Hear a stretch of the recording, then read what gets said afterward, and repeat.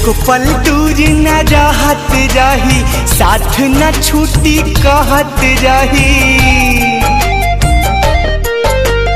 एक पल दूर न रहत रही, साथ न छूटी कहत रही। तने बात भगवान कहाँ चली गई हमर जान।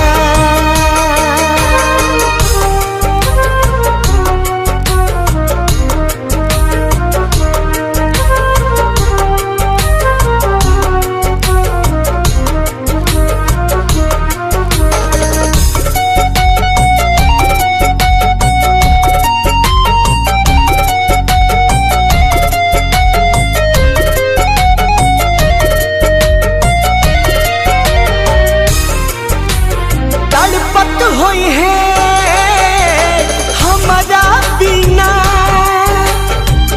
गिरत होई आँखिया से पानी।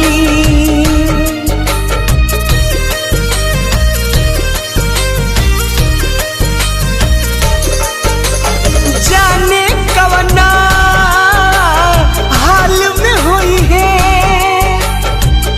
यह सोची बढ़े परेशानी।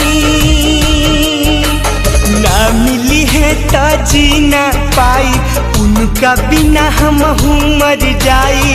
सारा जग लागेला वीरान, हो कहाँ चली गई हमर जान।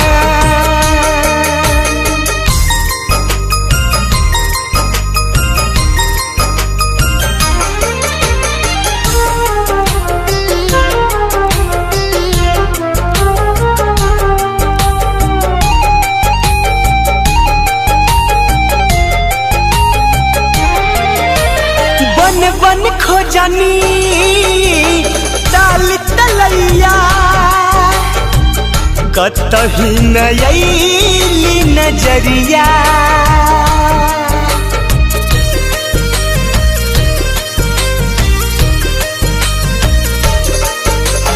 जे भी मिलल सबसे पूछनी, केहू बतावे न खबरिया। बाह पगोदन गोदवले बाड़ी, बोलुआ न मोल लिखवले बाड़ी। इहे उनकर पहचान, हो कहाँ चली गई हमर जान। एक पल दूर न रहत रही, साथ न छूटी कहत रही। तने बात भगवान